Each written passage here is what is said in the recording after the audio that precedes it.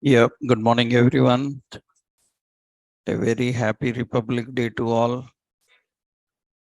Thank you. Thank you very much. You practiced yesterday's example. Um, able to design that Netflix screen. Huh? So you created all this. I uploaded a zip file. Huh? So were you able to create that Netflix screen? Everything working fine? Huh? So I already uploaded all the code. Check once. Because we are using lot of bootstrap now. So make sure that you are using bootstrap classes, icons, importing bootstrap files, everything is perfect. First install bootstrap. After that link bootstrap files in styles.css, then only it will work. Right? Follow that concept of installing, setting up bootstrap that we discussed already. Now, once we are good with what we designed here, yesterday we learned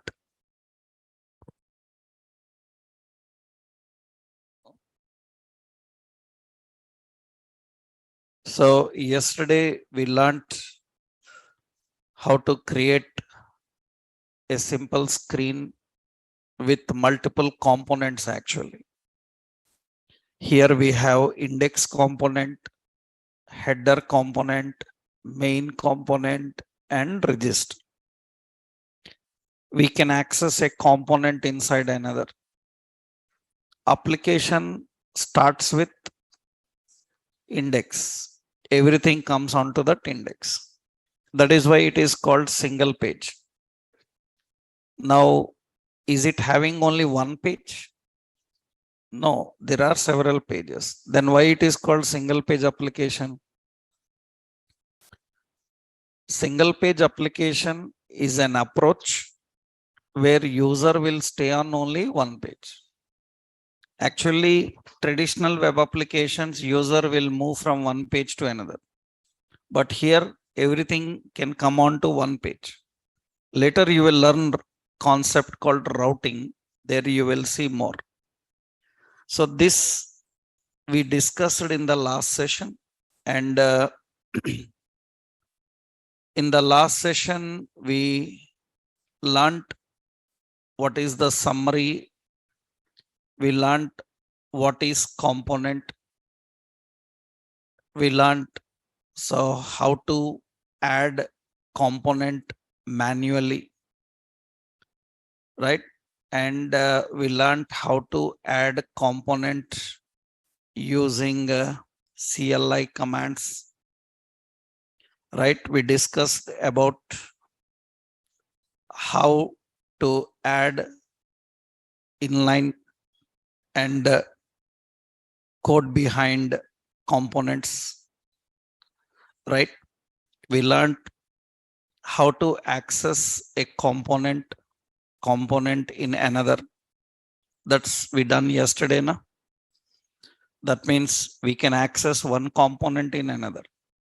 Yesterday we created register. Register component we are accessing in main. Main component we are accessing in index. You can access a component in another component. These are all the basic concepts we discussed up to now related to component. How to create components, adding the components and the hierarchy. Now, today, another major concept we will see about components, that is we need to understand about data binding. We need to understand about data binding in Angular. We need to know about the concept of data binding in Angular. Actually, what is See, web development contains lot of techniques. Web designing is completely involved with a lot of techniques. So many techniques you need to learn while developing web applications. For example, actually, there are so many techniques like various web techniques we are having, like data binding. We have like style binding. We have like class binding. We have like routing. We have security. So we have state management like this. So we have like caching like this. So many techniques will be there. So web development contains a lot of techniques.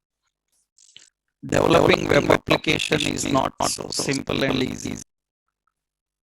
So the process is complex. Lot of things you have to take care. That means how user can navigate from one location to another. When user requests anything, how to display it to him. So when user navigates from one place to another place, how to carry his data from one place to another. All these are challenges in web development. So web development requires a lot of techniques. Web development involves a lot of techniques because actually web uses a protocol. Which protocol web uses? HTTP or HTTPS. Do you have any idea about this protocol? What it is called as?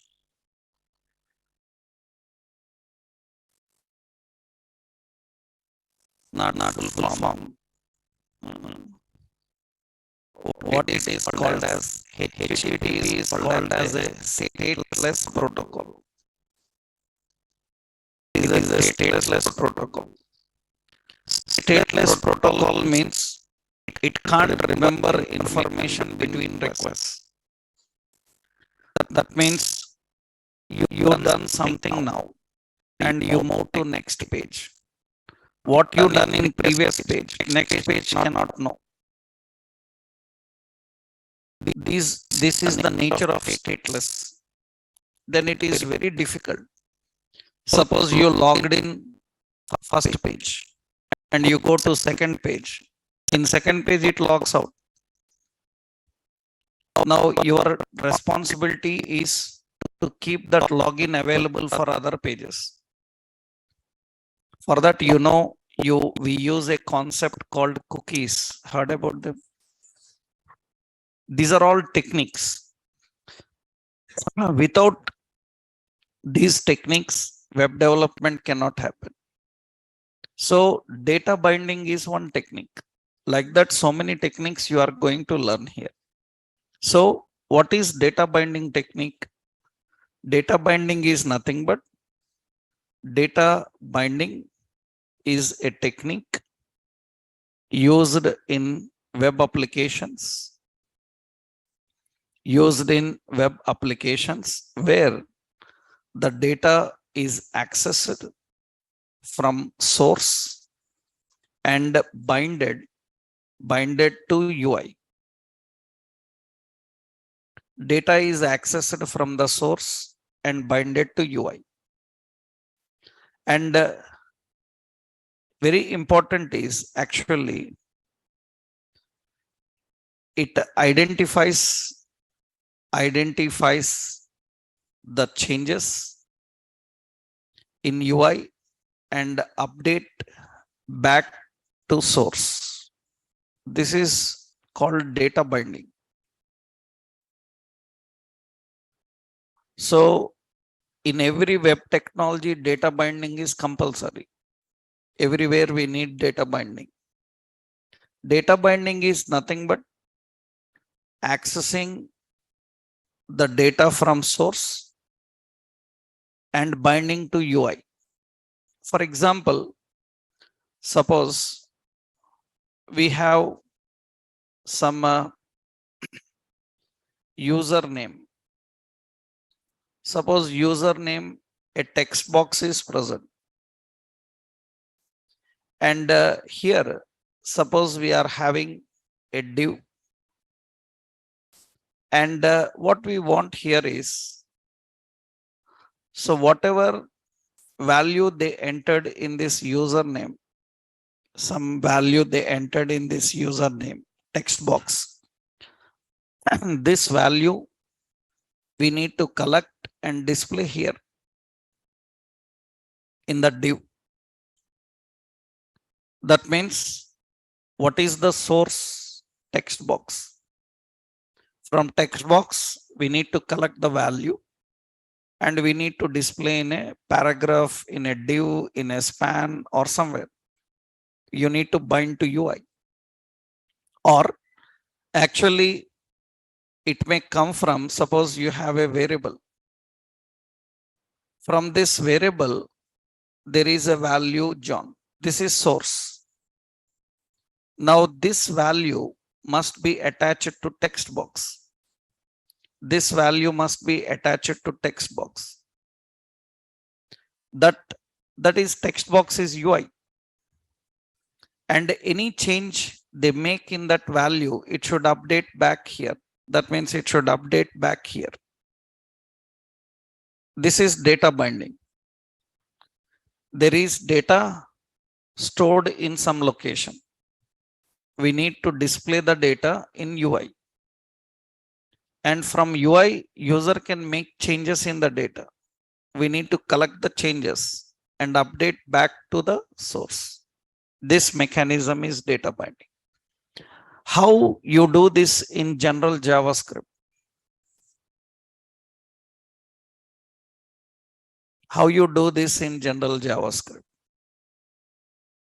In JavaScript, how you will collect value from a variable and attach to text box.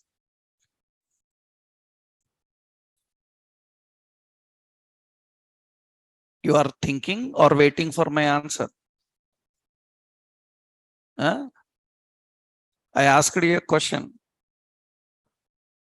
How we can access data from a variable and attach to a text box? In JavaScript, how do we do that?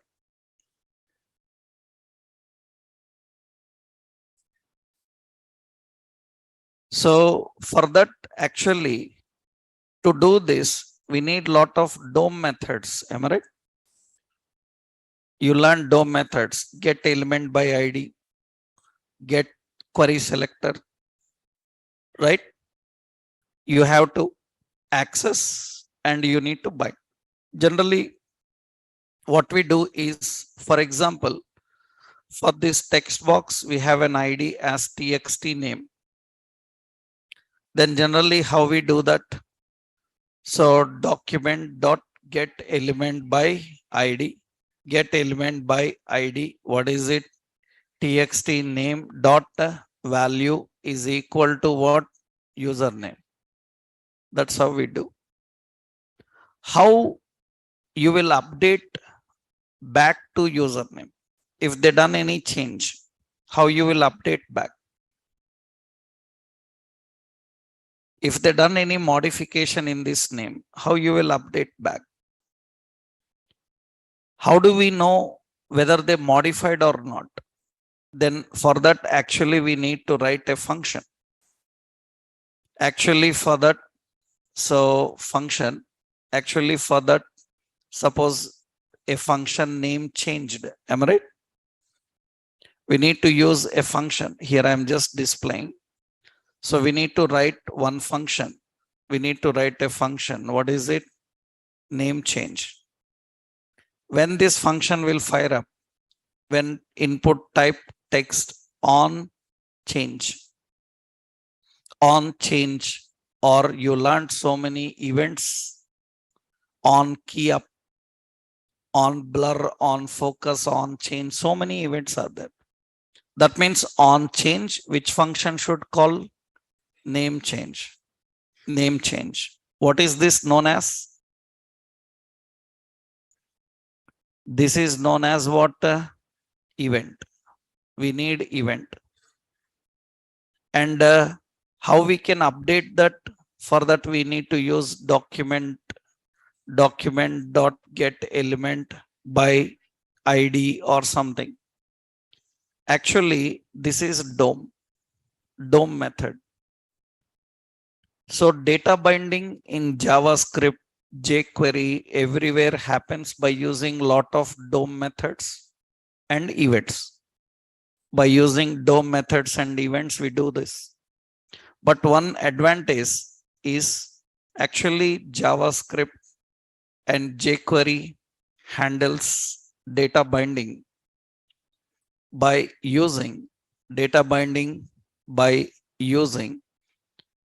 lot of DOM methods and events. Lot of DOM methods and events. JavaScript and jQuery handles data binding by using lot of DOM methods and events. We have to use lot of DOM methods and events. But one specialty is Angular is completely decoupled from DOM manipulations. Angular is completely decoupled from DOM manipulations. Here you never need DOM methods. You never need any DOM methods. No DOM methods are used here. So without using any DOM methods, we can manage everything.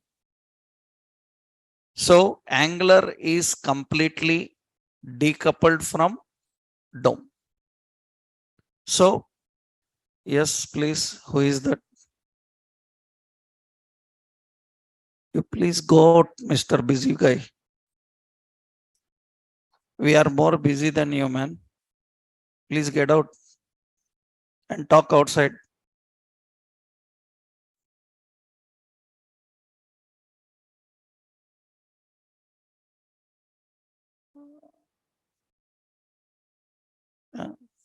Attending Angular like technologies, little bit common sense also should be there. Huh?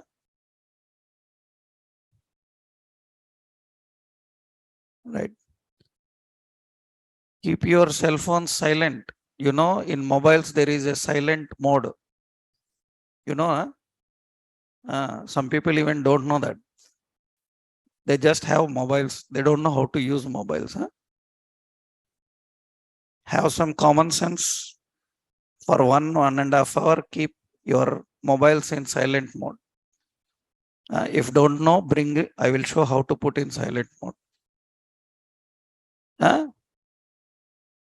For 1 hour, can't you bear this? Right? Yeah. Let's continue. So Angular is completely decoupled from DOM manipulations. It doesn't require any DOM methods. No DOM methods. That means element by ID, tag name, anything not required. Then how it will manage transferring data? If DOM methods are not there, then how it will manage from where to collect data, where to show data? How it will manage? Any idea? You learned any software technology? You learned any software technology which can manage without writing functions and all?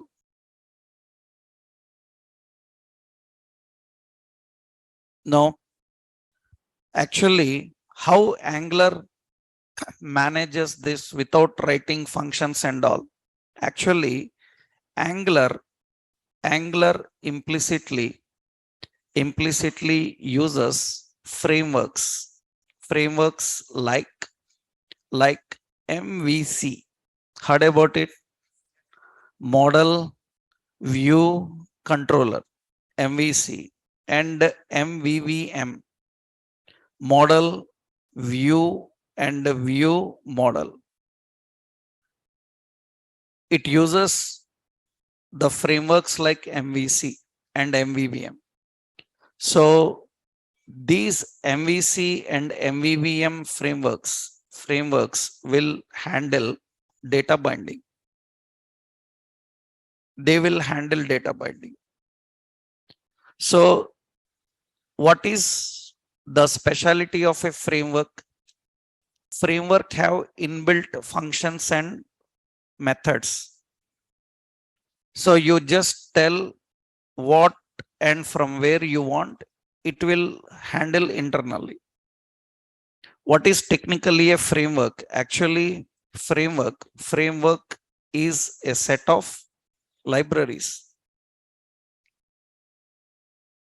So a set of libraries with implicit, you can say with implicit flow,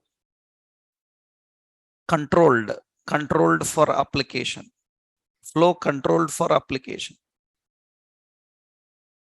I told you in the beginning, if you remembered in introduction, difference between library and framework. Remember, library cannot control the application flow, but framework can control application flow. Framework can control application flow. So Angular will not use any DOM methods.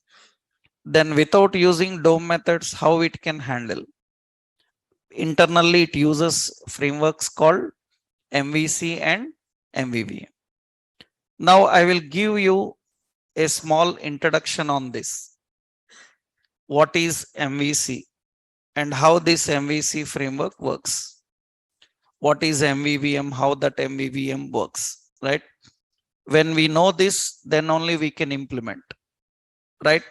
So in Angular, to implement data binding, we need to know the concept of MVC and MVVM. Let's see how it works. Actually, first I will give you a small outline on what is MVC. We will see a simple outline because MVC is both client side, server side. You are learning client side. When you learn Java, .NET, there also you will have MVC. Java uses MVC by name Spring MVC. .NET uses MVC by name ASP.NET MVC. PHP uses MVC by name Code Igniter, and PHP uses by name Cake PHP. Python uses by name Django. Django, people call Django or Django. So MVC is used both client side and server side. Actually, MVC is nothing but MVC, it is an software architectural pattern. It is an software architectural pattern. What is meant by software architectural pattern?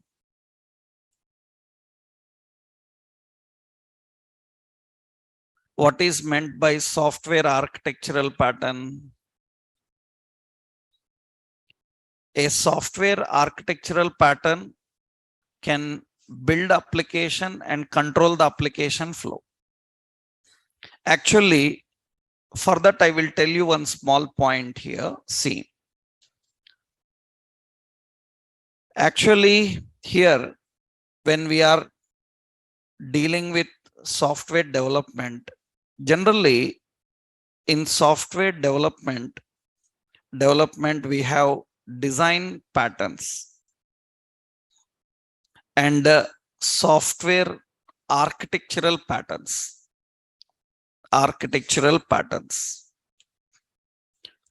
In software development, you have to know about two things very important: design patterns and architectural patterns. For example, I will tell one general example. Suppose we have a game like chess game.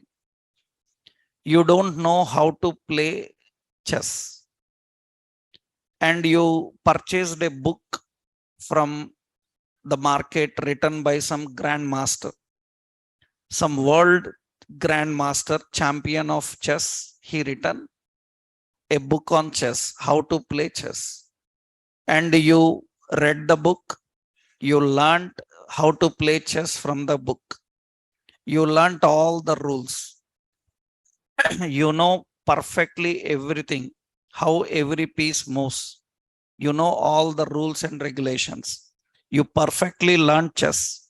With this knowledge, can you play with other experienced people in any chess tournament? Why can't you learn chess?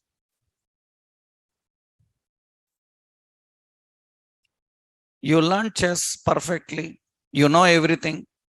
Then why can't you play with the people, with experienced people in chess tournaments?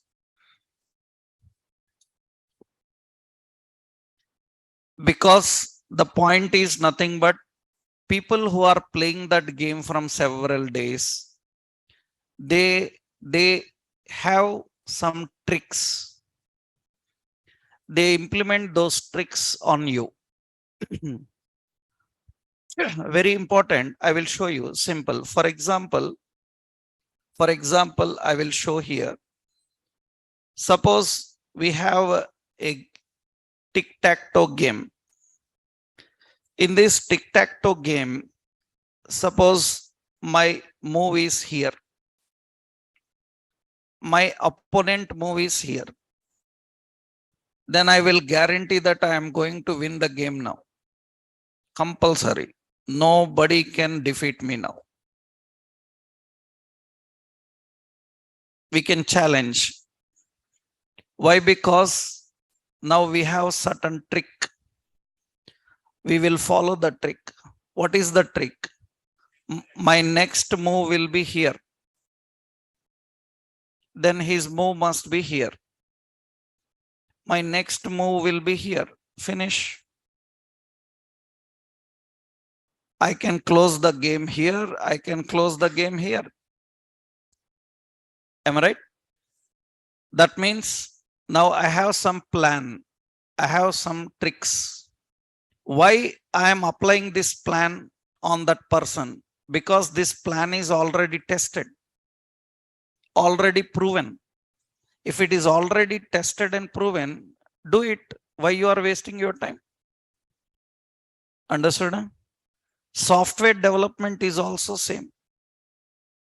Software development is also same. Actually, you are building a application for some finance domain, means bank. When you are building an application for finance domain, you cannot build it in the same way how you built it for an ERP domain. ERP means enterprise resource planning. That means like some shopping. For shopping, you developed an app. For bank, you developed an app. Both are little different. Bank related to finance domain and shopping related to ERP domain. Lot of rules, lot of technical issues will be there. Now, without knowing all those, you blindly start developing an app with whatever you learned. Then at certain stage, you will face lot of issues. To overcome these issues, what software developers will do? Software developers will follow the patterns, so which are already tested and which are already proven. In software development, we have certain patterns. These patterns will guide the developers to accomplish any task successfully. Developers follow these patterns and build application. Without following the patterns, if you start building application, then it will fail.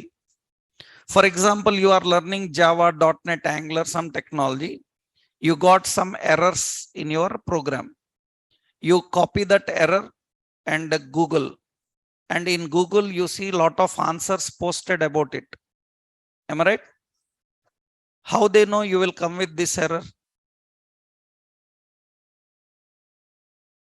How they know that you will come with this error? That means They already faced that problem. And they know that the same approach you will also follow. And they will tell you solution that generally everybody follows the same. You might also follow the same. Please don't do that. Follow this way. Then you will get solution. That means why there are so many answers already posted, because everybody knows that he will follow in the same steps and come here. Then from there we will guide him saying that, okay, up to this you came, from here don't do like this, go in this way, it will be solved. That means software development is not just show whatever you learned. Software development is about follow the footsteps of the people who built it successfully. Don't try innovations in a certain domain. When you try innovations, you try to invent some new things, then you will face a lot of problems. That is what actually design patterns. So in software development, there are how many design patterns? I hope you learned somewhere. Actually, in software development, there are 23 design patterns. 23 design patterns. We call them as gang of four, GOF, gang of four patterns. These 23 patterns are categorized into 3 groups. We have creational patterns, we have structural patterns, we have behavioral patterns. So software development is all about these patterns. Suppose you are building a module for a customer, then you have to follow some patterns. You are building a module for admin, then you have to follow some different approach, because admin needs authorization, authentications and all. Customer doesn't require any kind of editing of values and all. He need to just view. That means when we are building a project, we have to follow a lot of design patterns. Actually, creational patterns are about creating objects. Structural patterns are about creating, you can say designing. They are about designing classes. Behavioral patterns are about communication, how objects communicate with class. I will tell you one example. Suppose you learnt for each, am I right? This for each is an iterator. We call it iterator, na? Iterator is name of a software design pattern. Iterator is the name of a software design pattern. Do you know what is difference between loop and iterator? Loop and iterator. Actually, loop requires initialization. Loop requires condition. Loop requires counter, am I right? But iterator doesn't require. Iterator doesn't require initialization, condition, counter. That means you saw in JavaScript, you have for, where, item of collection, am I right? That means what it will do, it will read every item from the collection. Every item from the collection. This is iterator. If I want to read every item from collection using loop, then we have to write like this: for where I is equal to how much? 1, I less than or equal to how much? Collection dot length, am I right? We need to write I plus plus. I hope you know this. Huh? That means a loop requires initialization, condition, counter. But iterator doesn't require. It will start from beginning, it will end at end. It will proceed to next automatically. You don't need a condition. You don't need an initialization. You don't need a counter. So iterator is a software design pattern which reads elements from a collection in sequential order.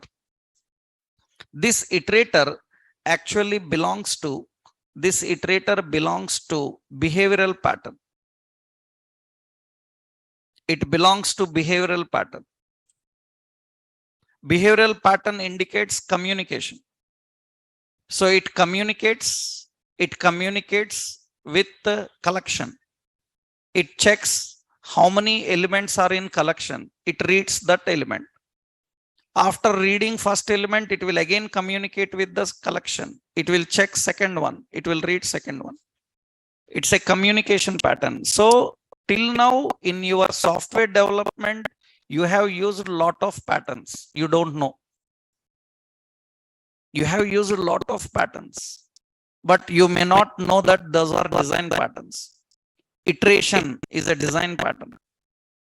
If anybody asks what is the purpose of iteration, sequentially accessing elements from a collection. That is what the purpose of iteration. I hope you people learning Java, .NET like technology heard about singleton.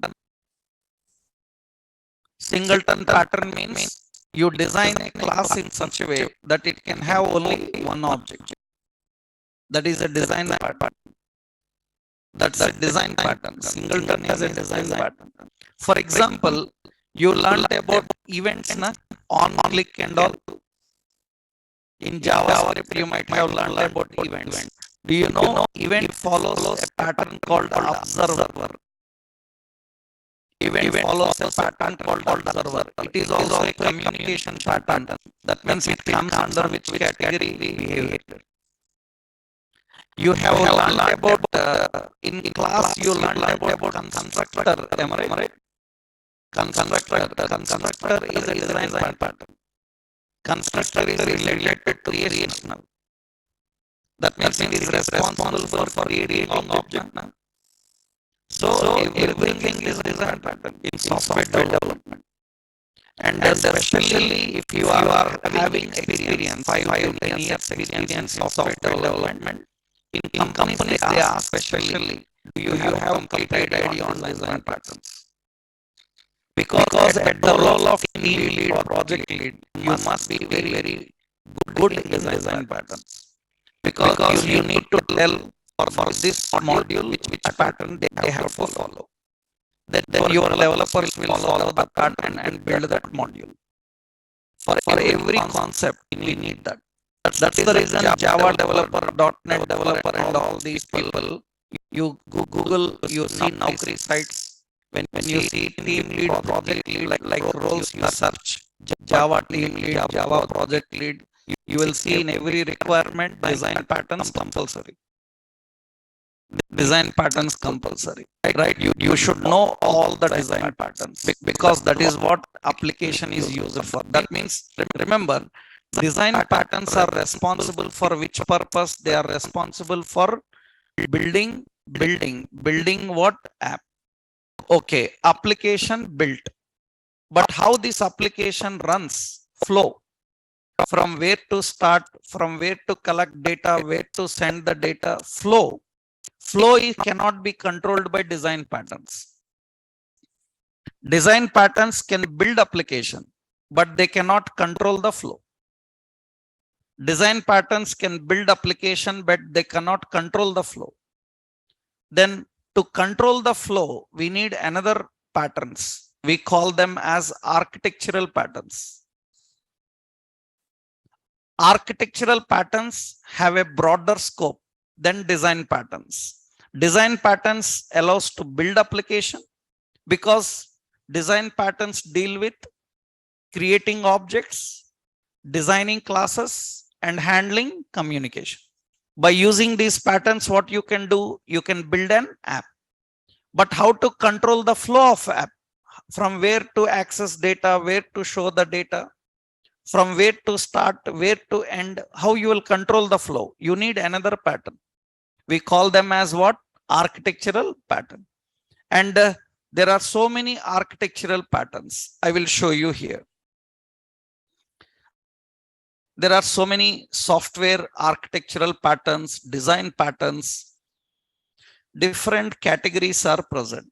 So I will show you what are those different patterns available. You can see actually design patterns and architectural patterns. These are design patterns. This is design pattern. Design patterns are the solutions to the software design problems that you will find again and again in real world development. Actually, design patterns, we have three design patterns, gang of four. Three categories: creational, structural, and behavioral. So these are creational patterns. These are creational patterns. Abstract, factory, builder, factory method, prototype, singleton. These are called creational. These are structural patterns. Structural patterns deal with designing of classes. These are all structural patterns. Adapter, bridge, composite, decorator, facet, flyweight, proxy. And these are behavioral patterns. Behavioral pattern deal with communication. These are all behavioral patterns. Chain of responsibility, command, interpreter, iterator, mediator, memento, observer, state, strategy, template method, all these.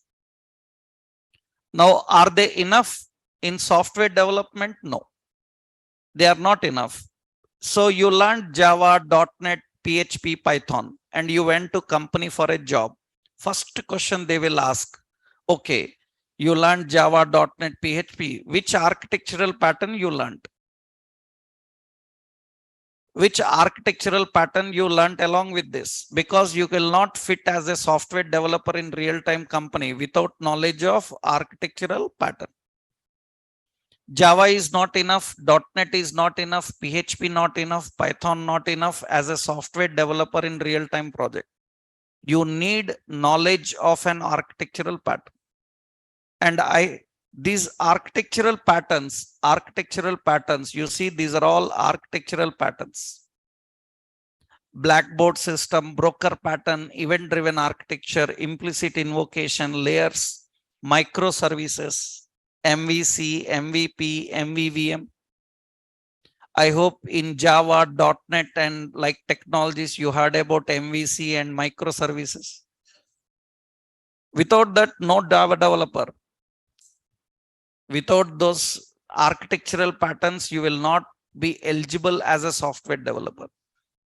Every software developer should have knowledge of design patterns and architectural patterns.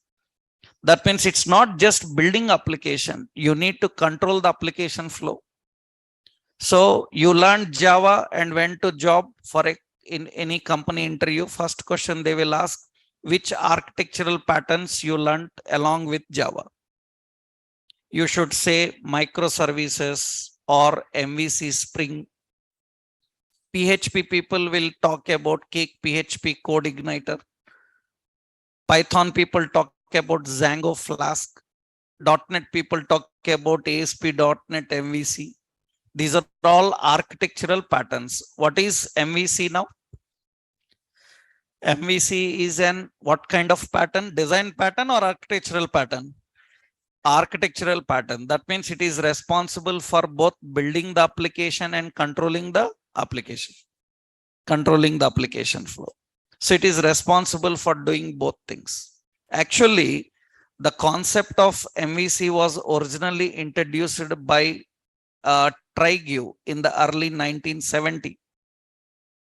In the early 1970, this is Trygve. We call him father of MVC. He introduced the concept of MVC.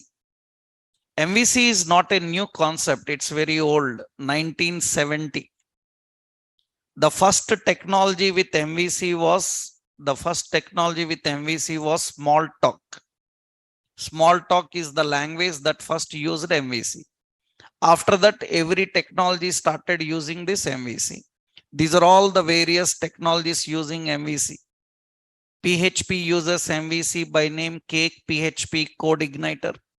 Java uses MVC by name Spring. Perl uses MVC by name Catalyst and Dancer. Python uses MVC by name Django, Flask, Grok. Ruby uses MVC by name Ruby on Rails. JavaScript uses MVC, Angular, JS, Spring, JavaScript, MVC, Spine. And .NET uses MVC, ASP.NET MVC. Every technology is using MVC. Angular is also using MVC. Angular is also using MVC. Now, how this MVC works, we will see. That makes everything simplified. Let's see how this MVC is going to work. So, what is it is an architectural pattern. What is an architectural pattern can do? Architectural pattern, a pattern can build application, can build and control application flow. Application flow. That means it is same like design pattern, but have broader scope. It will have broader scope. It is responsible for both building and controlling the application flow. Actually, TryGuide introduced MVC in early 1970s with Smalltalk language. So actually, MVC is now originally designed for desktop applications.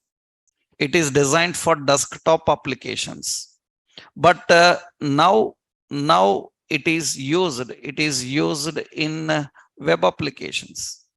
We use this in web applications. Actually, it was designed for desktop.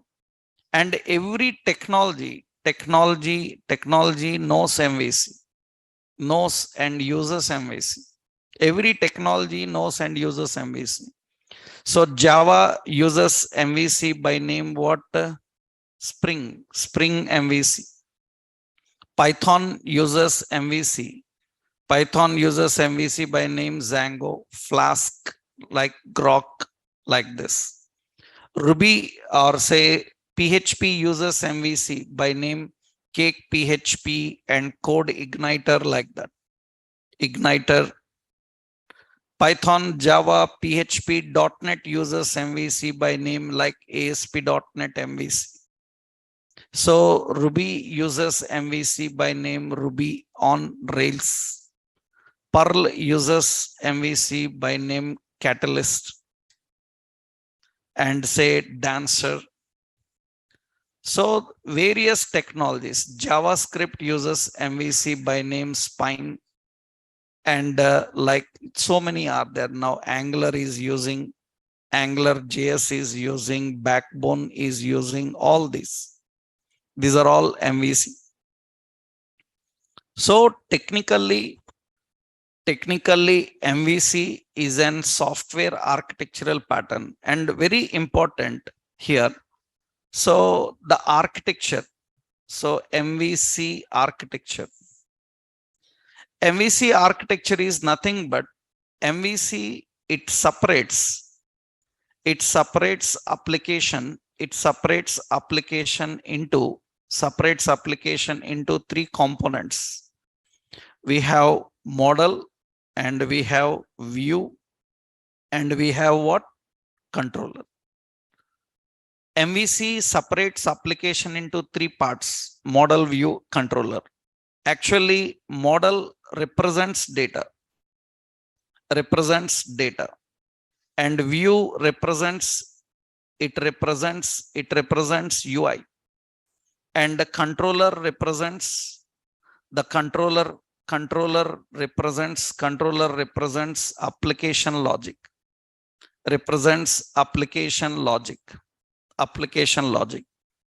So where data is present? In model.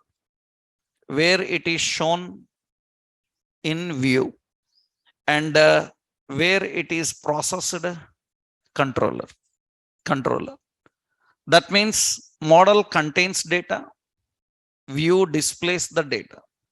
and the controller is responsible for controlling the entire flow.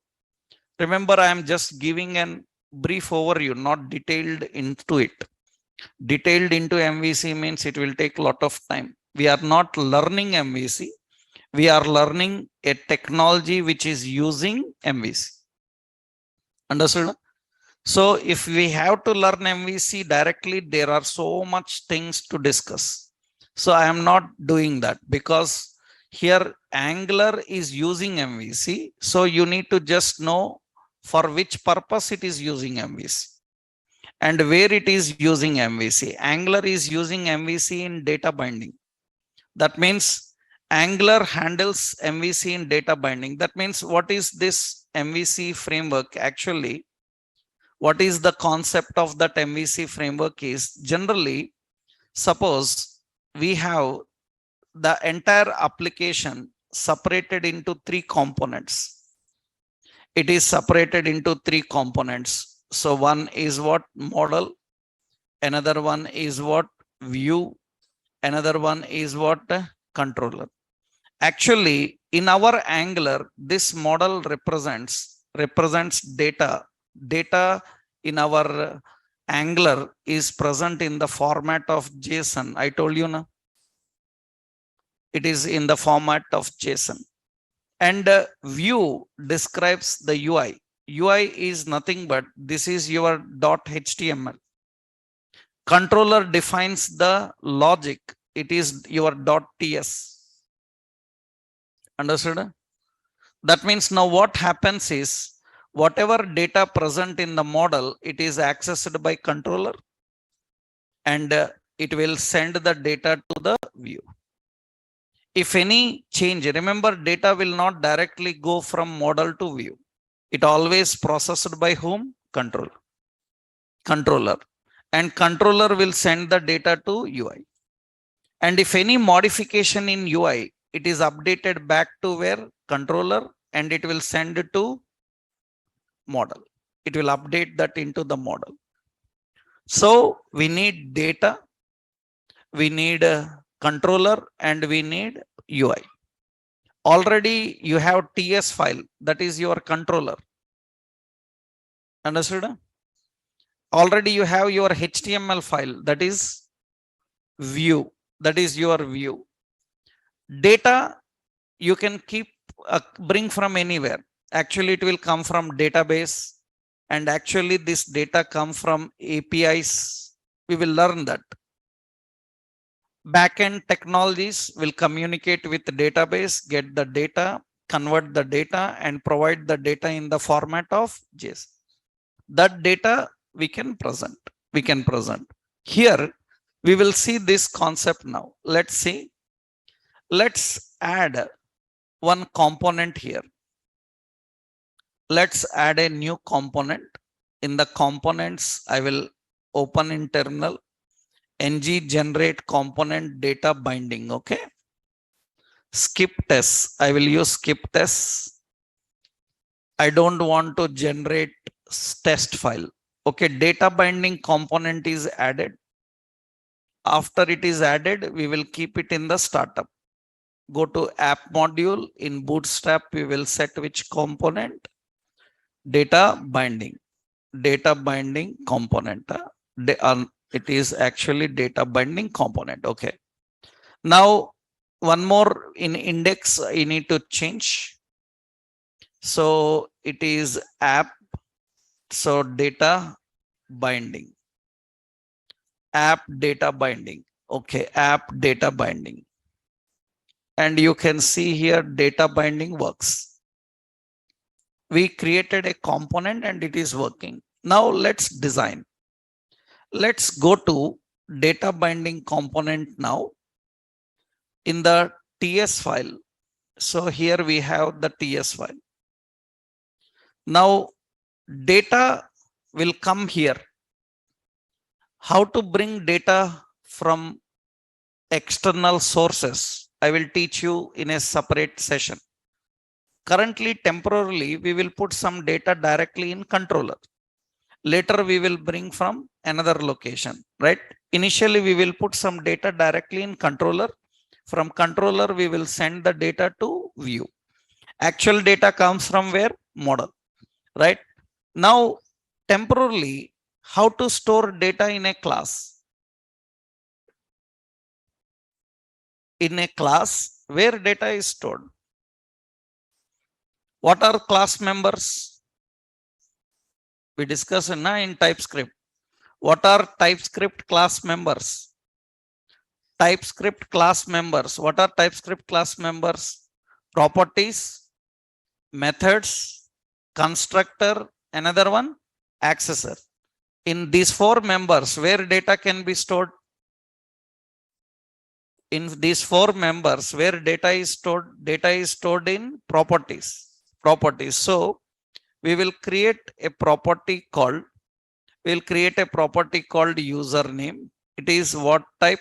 String, and we will initialize some value. We will put some value into this. This is some data we are having. Now, this data we need to display in the UI. Go to HTML page. In HTML page, I will just create a div. So class as container fluid, because we are using Bootstrap. Here, I will just keep a heading. In this, I will write hello.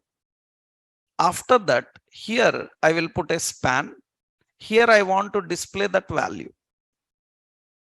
Whatever username they entered, we need to display. Actually, if it is JavaScript, already we know. We have to write event body onload. Event is required now. Body onload get element by query selector. Which one? Span. In that inner HTML. In the span inner HTML, we have to get value from variable name. Which variable name? It is not variable, property name. What is the property name? The property name is username. So here, very simple. You need to use a binding expression, double colon, double semicolon. This is curly brace. And here you have to just use username. That's it. That's it. That means it will get that value and it will display. That's very simple. No events, no DOM methods, nothing. If I have to do the same in JavaScript, lot of work. You know JavaScript, right? Now this very simple. You just pull the data and display there. For that, we need a data binding expression. Here, lot of concepts are there we will learn. This is simple. Are we using any DOM methods? Are we using any events? Without that, how it is working then? Internally, it is using a framework called MVC. MVC identifies this is view. Actually, this refers to view. This view verifies where the data is present. Understood? Currently, data is in which location? Controller. In controller, we have username. Username is having some name. Then it is identifying where the data is present and it is accessing and displaying here. Actually, we can bring this from another location. From where we can bring this? We can bring from model. But later I will show you how we can create a separate data, access that and use it. Now here, this is actually data binding. That means here, remember, actually Angular uses MVC framework for data binding. It uses MVC framework for data binding. And here, very important, data binding is classified into two types. Data binding is again classified into two types. We have one-way binding and we have two-way binding.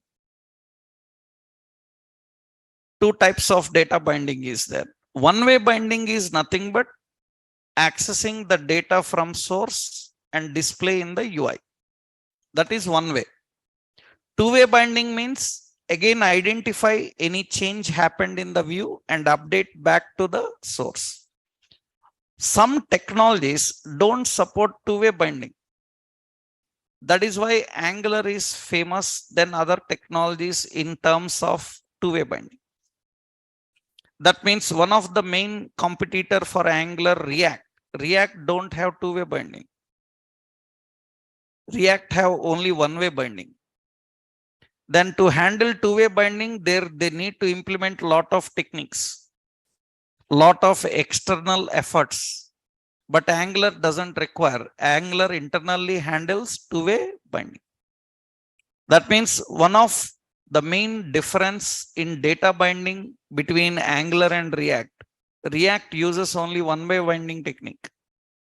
To handle two-way binding, you need lot of explicit logic. But one of the great advantages of Angular, it supports two-way binding. Internally, it will manage this. Many technologies don't have two-way binding. Actually, before Angular, which class? What is the time?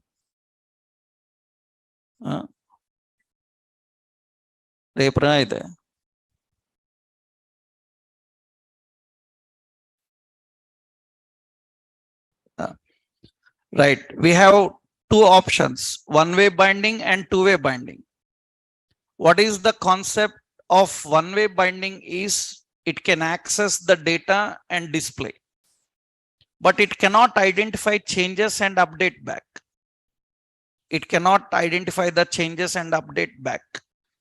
That is the problem with two-way, one-way. And React and other technologies don't do that. For that, we need extra effort.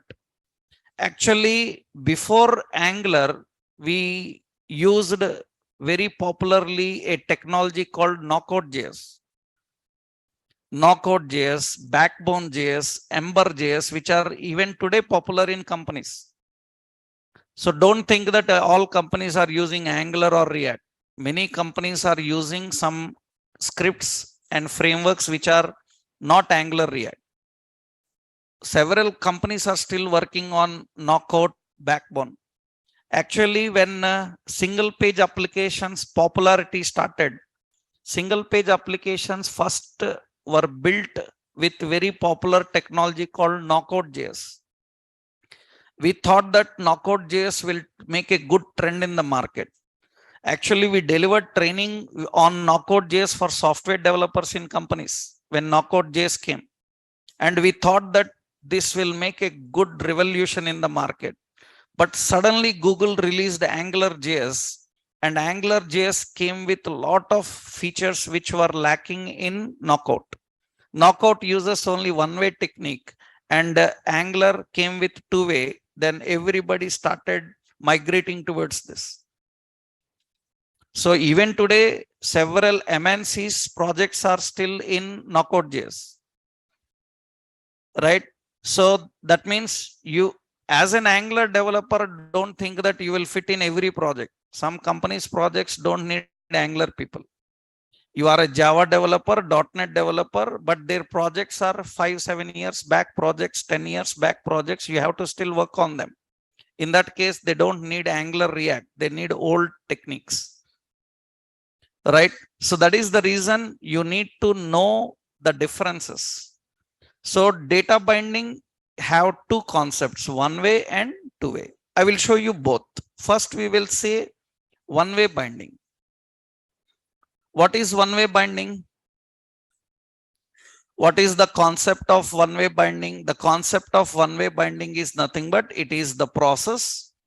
It is the process of accessing data.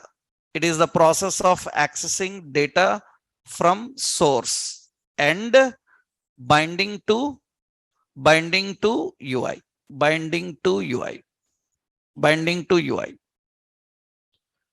It is the process of accessing data from the source and binding to the user interface, binding to the UI. And very important is it will not update the changes. update the changes in UI to source. It will not update the changes in UI to source. It will not do that. This is one-way binding technique. One-way binding technique. I will show you the concept here. Means we will see that. For example, observe carefully. So I will write here. There is a property declared already. Which one? What is it? Username. I am displaying here. I will say one-way binding. Okay. Here I am adding username. Input type is equal to text. In this text box, let's go in this text box. We want to display that username. And the same username we want to display somewhere below. I will put a break and put here some hello. And we put a span here. I will directly not display. I will use some spans and all. Here also I want to display. Now see, we want to display the same data in two locations. Then in text box, how to display? You know, text box have a property called value. In that value, we are displaying what is it? Username. We are displaying that username. And the same username we are displaying here. We are displaying username here. Now you can see it is accessing and displaying that username in both. Actually, this data is coming from username, and that username is what? John. That means this is the data coming from that username. Right, the data coming from the username. This is the data coming from the username. The same data is displayed here. The same data is displayed here also. Now let's do one thing. If I do any modification here, it should update it back. It should update it back into that variable. If it is updated back into variable, that should reflect here. Am I right? Let's try. I will click here. I will try to type. Not working. It's not working. It's not updating back. If it is updating back, then it should display the time below. It's not updating. That means this is one direction only. That means it is accessing data from the source and then displaying. Any modification is not updating. This mechanism is called as what? One-way binding. We call all the mechanism as one-way binding.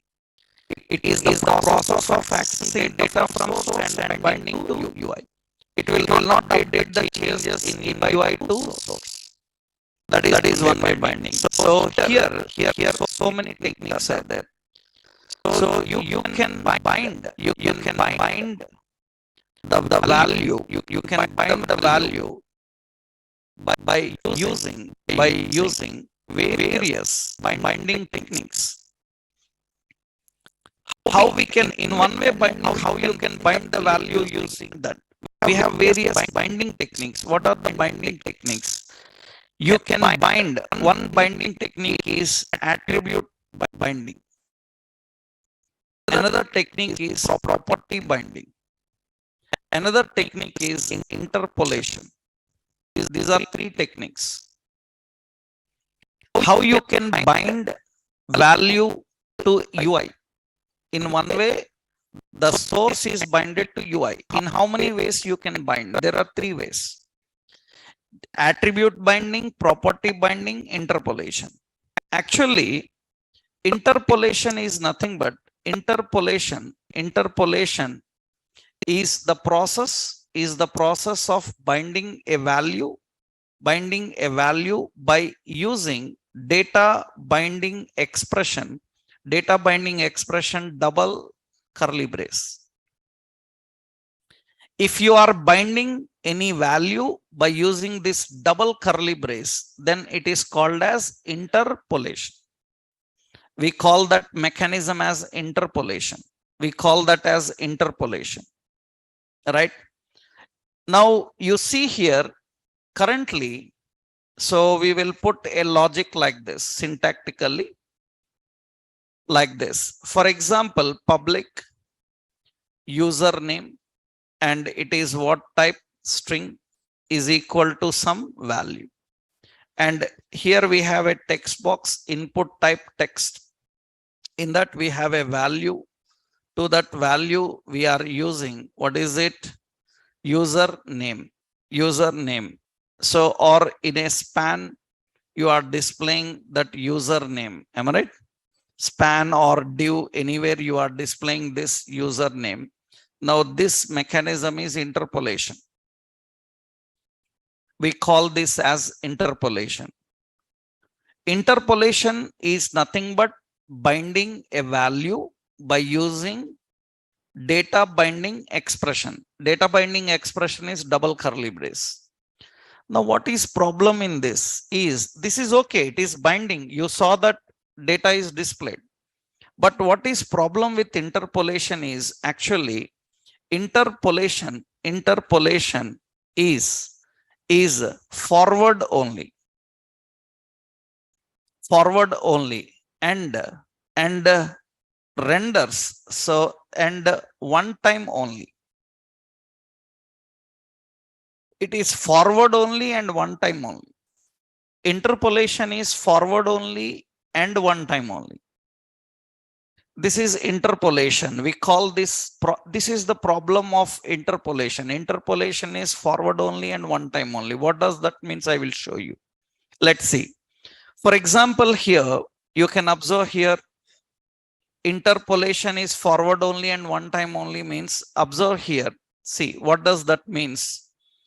I will do one thing. First, I will give you this example. Already this example you can try. No need to give the code. This you will write in which location? .ts. This will write in HTML. You create a component, there you can do these things. Interpolation I will show you here actually. Suppose, so this is interpolation. Suppose here we are having a property. So public, a property is stock, is a Boolean type, and it is having Boolean type, and it is having true or false. Currently it is having, suppose, false. Now I have to bind this to a checkbox. I am writing a data list, data term, some stock, and the data definition. Here we have input type is equal to checkbox, and here we will put some available like this, just a message we are giving. Now you can see this is, I need to bind this Boolean true or false to this checkbox. Have a property called checked. It have a checked property, checked. To the checked property, I am applying using binding expression. What is it? I have to apply this value. What is it? Stock. Checked is actually what? False. Checked is actually false.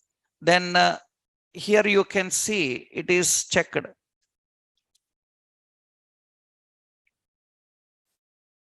It is checked. That means you see here we are using stock. It is false actually. It is false, and the value coming here, checked, is expecting a Boolean value, true or false. And when I pass it here, you can see it is false.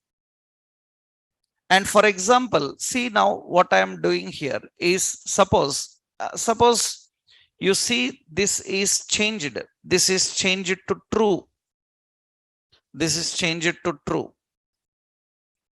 Is changed to true. Actually, checked is changed to true. By default, it is what? True. You can see it is true. And if I changed this, to what? False. That means the checked should be disabled. No? It is not disabling.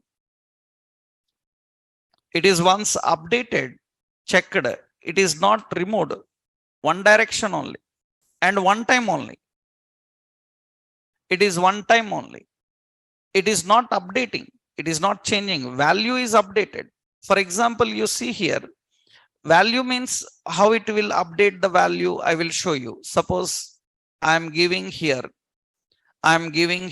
another example here like this. What we will do, we will put temporarily stock. Okay, na? Temporarily stock value is what? It is false. But it is not affecting on this element. On this element, it is not affecting. You see now, I changed this. I changed this actually to true. Now you can see it is showing here true. But false and true are no effect on this checked property. They are not working on that HTML. So interpolation doesn't suit here. Interpolation doesn't suit here. Interpolation is okay in text box. You saw text box working now. Text box, whatever value you entered, it is updating there. It is displaying. The interpolation is working for text box value, but it is not working for checked. It is not working. Always it is checked. Even you give true or false, it is always checked. So interpolation doesn't suit for every element. Every element. Then how do you bind with this checkbox?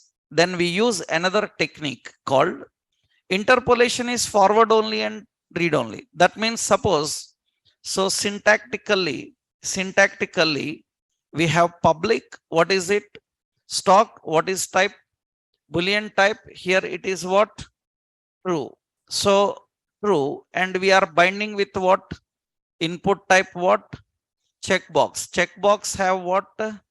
Checked. Into the checked we are applying. Into the checked we are applying what? Stock.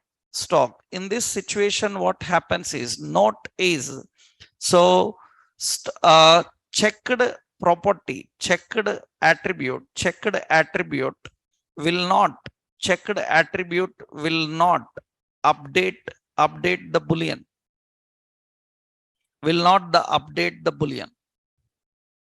It will not update the boolean or assign boolean. Understood? It will not update the boolean or assign boolean. It will not assign also. You set false, it is not assigning. So interpolation is not suitable for every element. Interpolation is not suitable for every element. For every property, it is not suitable. Then what we have to do is, we need to use another technique. We have to use property binding. We need to use property binding. Property binding is nothing but it allows to bind any value to element, to any. It allows to bind value to any element. But what is the advantage is it keeps the value updated. Understood? It keeps the value updated. And generally property binding is defined by specifying the property name in square brace. You have to put property name in square brace. We have to put the property name in square brace. That means we have to write like this: input type is equal to what? Checkbox, and the property is checked, like this. Here we have to apply that stock. Now it will work. You should not use interpolation. Interpolation is by using expression double curly brace. It is okay. It is working for text box. It will work for some elements, but some properties it cannot work. Then what we have to do? We have to bind by using a property binding technique. So here we need to use property binding technique. For example, now tell me here. So this will work fine. I will show you. Let's see. Now Boolean is true. I will not use here interpolation. Interpolation is not working. Then what we will do is we will use property binding, square brace, what it is, checked into that what, stock, and it is actually what, stock is true na. If stock is true, that means it is selected. Let's change the stock. Here we will set it to what, false. We will set it to false. Then you can see it is deselected. It is working fine now. Interpolation will not work everywhere, but interpolation is also a binding technique. In some elements, some properties, we can use interpolation, but not for every property. So in that case, we have to prefer using what? Property binding. Property binding. So property binding is defined. Suppose I set it to what? True. Then automatically it will bind there. You can use for text box. Suppose we have public username. Username is what type? String. Suppose John and John. And here what we are doing is we are giving another data term, name, and the data definition. Here we have input type is equal to what? Text. If you want to bind, you can use value in square brace. And what is that value? What is it? Username. And you can see it is also working here same. We can use binding expression here, or we can use property binding. So which one is preferable? We can prefer property binding, but expression is also required sometimes. For example, if checkbox is checked, then it should display available. Stock is true, it should say available. If stock is false, it should say out of stock.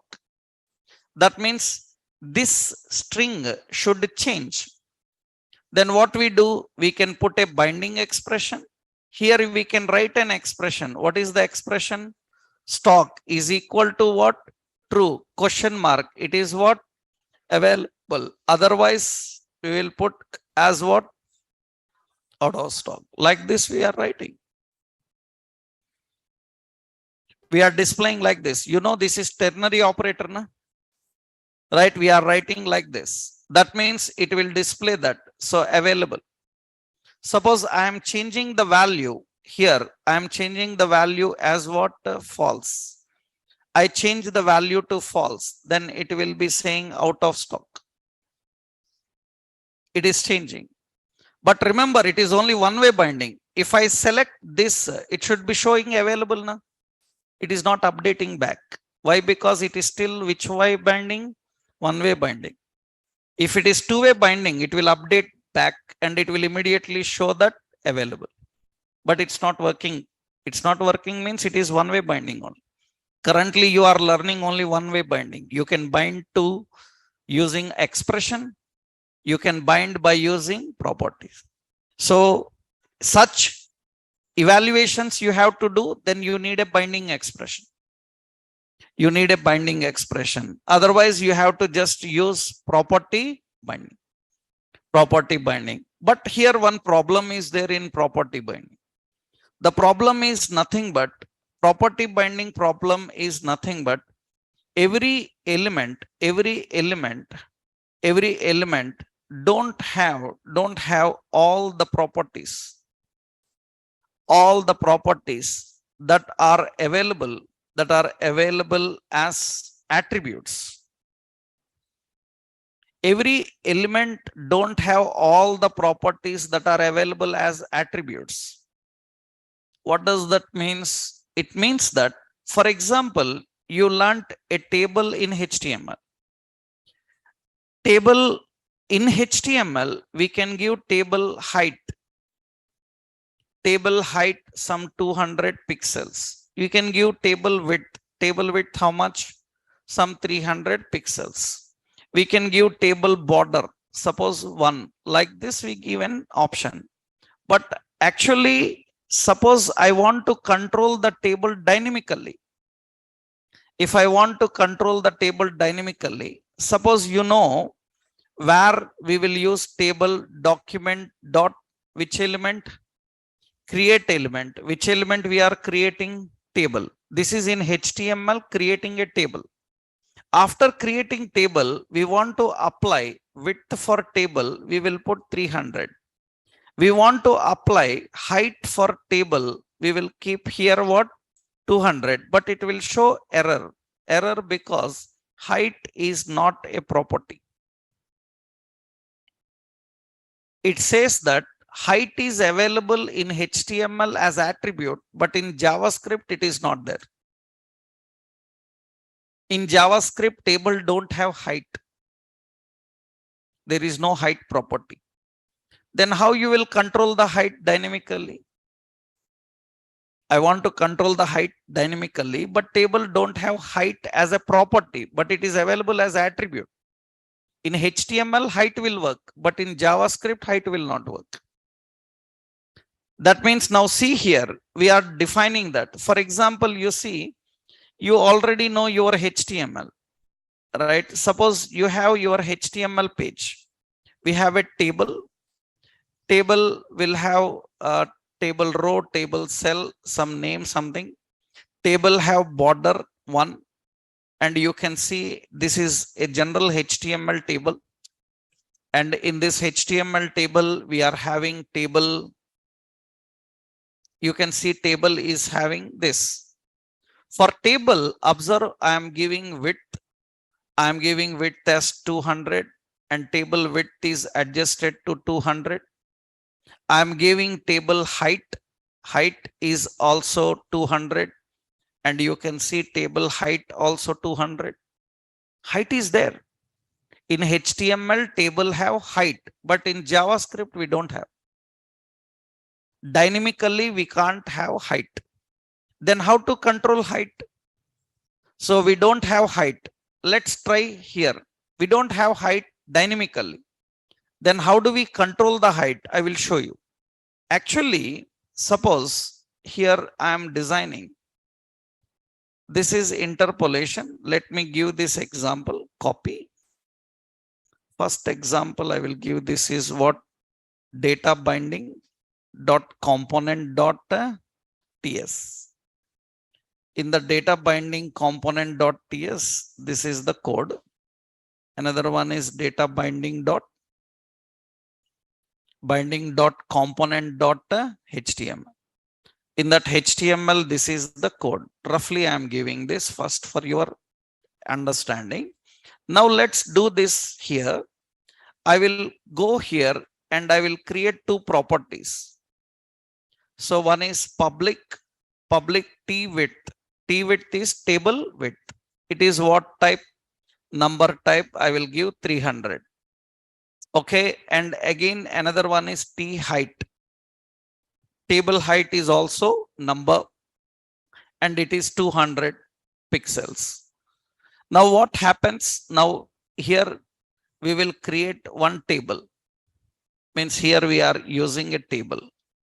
That means here we will say attribute. Now you see here I am writing a table. For the table we are already giving border. Border I am giving as one border. In the table we have a row. In that we have a cell, some username, something like this. And you can see this is the table we have.